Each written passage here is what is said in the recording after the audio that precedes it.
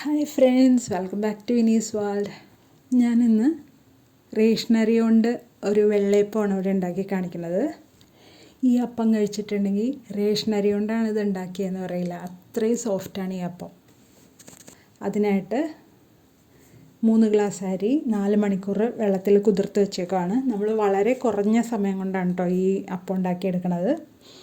ഈ അരി ഒരു മിക്സിയുടെ ജാറിലേക്ക് ഇട്ട് കൊടുത്ത് അരച്ചെടുത്തുകൊണ്ട് വരാം.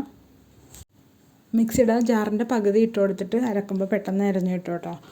ഈ അരി അരക്കാനായിട്ട് 1.5 ഗ്ലാസ് വെള്ളമാണ് ഒഴിച്ചത്. നമ്മൾ സാധാരണ ചായ കുടിക്കുന്ന ചെറിയ ഗ്ലാസ്സിന് 3 ഗ്ലാസ് അരിയാണ് ഞാൻ ഇട്ടത്. പച്ചരിയാണ് കേട്ടോ ഇട്ടത്. എല്ലാവർക്കും അറിയാവുന്ന കാര്യമാണ്, പച്ചരി കൊണ്ടാണ് അപ്പം ഉണ്ടാക്കണതെന്ന്. ദാ ഈ ഗ്ലാസ്സിനാണ് ഞാൻ ഇട്ടത്. അതിന് തന്നെയാണ് 1.5 ഗ്ലാസ് വെള്ളം എടുത്തത്. പിന്നെ 1.5 ഗ്ലാസ് വെള്ളം ഈ മിക്സിയുടെ ജാറിലേക്ക് ഒഴിച്ചു കൊടുത്തിട്ടുണ്ട്. അതൊന്ന് കുലുക്കി എടുത്തിട്ടുണ്ടെങ്കിൽ അതിലുള്ള മാവൊക്കെ ഇങ്ങ് പോരും. ബിഗിനേഴ്സ് ഉണ്ടെങ്കിൽ, ആദ്യമായിട്ടൊക്കെ ഉണ്ടാക്കണവരുണ്ടെങ്കിൽ കറക്റ്റ് അളവ് അറിഞ്ഞോട്ടെ എന്ന് വിചാരിച്ചിട്ടാണ് ഞാൻ ഈ അളവൊക്കെ പറയണത് കേട്ടോ. ഇനി ഒരു പാത്രം എടുത്തിട്ട് അതിലേക്ക് 3 കയ്യിൽ, ചെറിയ കയ്യിലാണ് കേട്ടോ, അതിന് 3 കയ്യിൽ മാവ് ഒഴിച്ചു കൊടുക്കുന്നുണ്ട്. നമ്മൾ അരച്ചു വെച്ച മാവ് തന്നെയാണ് കേട്ടോ ഒഴിച്ചു കൊടുക്കുന്നത്. ഇത് വെള്ളം മാത്രം ഒഴിച്ചിട്ട് ഒട്ടും തരിയില്ലാതെ മഷി പോലെ അരച്ചെടുത്ത മാവാണ് കേട്ടോ. നമ്മളിനി എടുത്ത് വെച്ച ആ മിക്സിയുടെ ജാറിലേക്ക് ഒഴിച്ച് വെച്ച 1/2 ഗ്ലാസ് വെള്ളം ഉണ്ടല്ലോ, അത് ഇതിലേക്ക് ഒഴിച്ചു കൊടുക്കുന്നുണ്ട്. കൂടാതെ 2 ഗ്ലാസ് വെള്ളം നമ്മളിപ്പോൾ അളന്നില്ലേ, അതിനുള്ള 2 ഗ്ലാസ് വെള്ളം കൂടി വീണ്ടും ഒഴിച്ചു കൊടുക്കുന്നുണ്ട്. അപ്പോൾ 2.5 ഗ്ലാസ് വെള്ളം ഇത് കുറുക്കാൻ വേണ്ടിയാണ്. തരി കാച്ചുക എന്നൊക്കെ പറയില്ലേ, ഇപ്പം നമ്മൾ തരിയായിട്ടല്ല കാച്ചണത്, ഇതിൽ നിന്നൊരു പോർഷൻ എടുത്ത് തന്നെയാണ് കുറുക്കിയെടുക്കുന്നത്. നന്നായിട്ടൊന്ന് ഇളക്കി കൊടുത്തിട്ട് അടുപ്പിൽ വെച്ചിട്ട് നന്നായിട്ട് കുറുക്കിയെടുക്കാം കേട്ടോ. ഇപ്പം ഞാൻ എൻ്റെ ഒരു കൈ കൊണ്ട് തന്നെയാണ് ഈ ക്യാമറ പിടിച്ചേക്കണത്. അതുകൊണ്ടാണ് ഇതിൻ്റെ എന്തെങ്കിലുമൊക്കെ മിസ്റ്റേക്ക് പറ്റിയിട്ടുണ്ടെങ്കിൽ അതങ്ങനെ കാണണം കേട്ടോ, ക്ഷമിക്കുക. ഇതിപ്പോൾ കൈ വിടാതെ തന്നെ ഇളക്കി കൊടുത്തുകൊണ്ടിരിക്കണം കേട്ടോ, അല്ലെങ്കിൽ അടിയിൽ പിടിച്ചു പോയത്. നമ്മൾ സ്റ്റീൽ പാത്രത്തിലും കൂടിയാണല്ലോ വെച്ചേക്കണത്. ഇപ്പോൾ ഇത് നന്നായിട്ട് കുറുകി വന്നിട്ടുണ്ട്. ഈ ഒരു കൺസിസ്റ്റൻസിയിൽ നമ്മൾ ഫ്ലെയിം ഓഫ് ചെയ്യാണ്.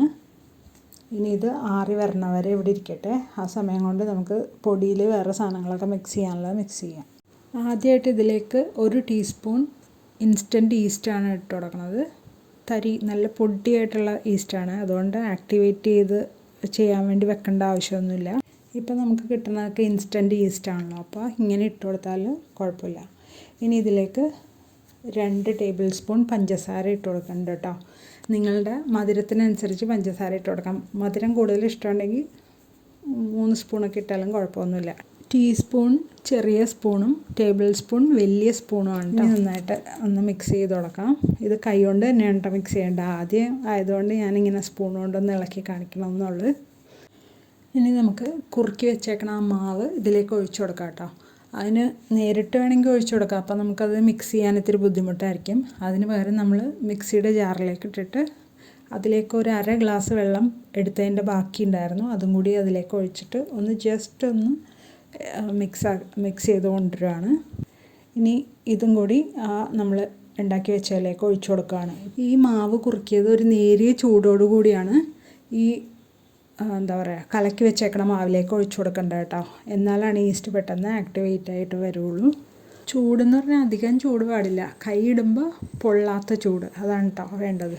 ഇപ്പോൾ ഇതിൽ നമ്മൾ അരിമാവ് അരക്കാൻ വേണ്ടി 1.5 ഗ്ലാസ് വെള്ളവും കുറുക്കാൻ വേണ്ടി 2.5 ഗ്ലാസ് വെള്ളവും കുറുക്കിയത് അരക്കാൻ വേണ്ടി 1/2 ഗ്ലാസ് വെള്ളവും, അങ്ങനെ 4.5 ഗ്ലാസ് വെള്ളമാണ് നമ്മൾ ഇതിൽ ഉപയോഗിച്ചേക്കണം കേട്ടോ. 3 ഗ്ലാസ് അരിക്ക് 4.5 ഗ്ലാസ് വെള്ളമാണ് ഒഴിച്ചേക്കണത്. അരമുറി തേങ്ങ അതൊന്ന് അരച്ചെടുക്കുന്നുണ്ട് കേട്ടോ. 1/2 ഗ്ലാസ് വെള്ളം ഒഴിച്ചിട്ടാണ് ഇതിപ്പോൾ അരച്ചെടുത്തേക്കണത്. അത് ഇതിലേക്ക് ഒഴിച്ചു കൊടുക്കുകയാണ്. 2 പ്രാവശ്യമായിട്ടാണ് അരി അരക്കണമെന്നുണ്ടെങ്കിൽ 2ാമത്തെ പ്രാവശ്യത്തെ അരി അരക്കുമ്പോൾ അതിൻ്റെ കൂടെ തേങ്ങയും കൂടി ഇട്ട് അരച്ചെടുക്കാം കേട്ടോ. പിന്നെ ആദ്യം അരച്ചതിൽ നിന്ന് എടുത്തിട്ട് വേണം തരി കാച്ചാൻ വേണ്ടിയെന്ന് മാത്രം. ഇനി ഈ മാവ് കൈ കൊണ്ട് നന്നായിട്ട് മിക്സ് ചെയ്ത് കൊടുക്കുകയാണ്. ഇതിൻ്റെ കൺസിസ്റ്റൻസി ഉണ്ടോ, ഫ്രീ ഫ്ലോയിങ് കൺസിസ്റ്റൻസിയാണ്. ഇനിയാണ് അതിൻ്റെ ഹൈലൈറ്റ്. 2 മണിക്കൂറാണ് നമ്മളിത് വെക്കണുള്ളൂ. അല്ലാന്നുണ്ടെങ്കിൽ ഇത് പൊങ്ങി വരും. കുറച്ച് സമയം കഴിയുമ്പോൾ ഇതിങ്ങനെ നന്നായിട്ട് പൊങ്ങി വരണമായിട്ട് നമുക്ക് കാണാൻ പറ്റും. മിക്കവാറും 2 മണിക്കൂർ. ഇതിന് മുന്നത്തെ പ്രാവശ്യം ഞാൻ ഉണ്ടാക്കിയപ്പോൾ കറക്റ്റ് 2 മണിക്കൂറായപ്പോൾ ഇത് ഫുള്ളായിട്ട് നിറഞ്ഞു വന്നായിരുന്നു. ഇപ്പോൾ നമുക്ക് നോക്കാം 2 മണിക്കൂറായിട്ടുണ്ട് കേട്ടോ. അപ്പോൾ നമ്മളൊന്ന് പൊക്കി വെക്കാണ്. അപ്പോൾ ഇതാ കണ്ടോ, ഫുള്ളായിട്ട് നിറഞ്ഞ് കവിഞ്ഞിരിക്കുക. നമ്മൾ അരച്ച് വെക്കുമ്പോൾ അരപ്പാത്രം ഉണ്ടായുള്ളൂ. ഇപ്പോൾ ഈ 2 മണിക്കൂർ കഴിഞ്ഞപ്പോൾ ഇത് നന്നായിട്ട് പൊങ്ങി വന്നേക്കണം. കണ്ടോ, ഇത് കണ്ടോ, നന്നായിട്ട് പതഞ്ഞിരിക്കണേ. ഇനി ഇതിലേക്ക് നമ്മൾ ആവശ്യത്തിന് ഉപ്പ് ചേർത്ത് കൊടുക്കുക, നന്നായിട്ട് മിക്സ് ചെയ്യുക. ഇനി ഒരു അപ്പച്ചട്ടി അടുപ്പത്തേക്ക് വെച്ച് കൊടുത്ത് ചൂടാക്കി എടുക്കാം.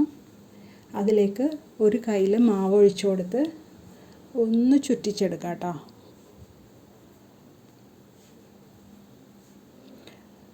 നേരത്തെ നമ്മൾ മാവൊക്കെ കുഴച്ച് വെച്ചിട്ട് 5-6 മണിക്കൂർ രാത്രിയൊക്കെ വെക്കൂലേ, രാത്രി തുടങ്ങി രാവിലെ വരെ. ഇത് വെറും കുറഞ്ഞ സമയം കൊണ്ടാണ് കേട്ടോ നമ്മൾ ഉണ്ടാക്കിയെടുക്കണം. ഇതിൻ്റെ കുഴികളൊക്കെ വന്നേക്കണം കേട്ടോ. പെർഫെക്റ്റ് അപ്പം. ഇത് വളരെ സോഫ്റ്റായിട്ടോ, വളരെ സോഫ്റ്റ് ആൻഡ് വളരെ ടേസ്റ്റി ആയിട്ടുള്ള അപ്പമാണ്. ഇത് എല്ലാവരും ഉണ്ടാക്കി നോക്കണേ. ഇത് റേഷൻ അരി കൊണ്ടാണ് ഉണ്ടാക്കിയെന്ന് പറഞ്ഞാൽ ആരും വിശ്വസിക്കില്ല, അത്രയും സോഫ്റ്റായിരുന്നു. ഇത് ഇപ്പോൾ എല്ലാവർക്കും ഇഷ്ടമായി എന്ന് വിചാരിക്കണം. ഇഷ്ടമായെങ്കിൽ ലൈക്ക് ചെയ്യാനും കമൻറ്റ് ചെയ്യാനും ഷെയർ ചെയ്യാനും മറക്കല്ലേ. സബ്സ്ക്രൈബ് ചെയ്ത് ബെൽ ബട്ടണും കൂടി എനേബിൾ ചെയ്യണേ. Thanks for watching.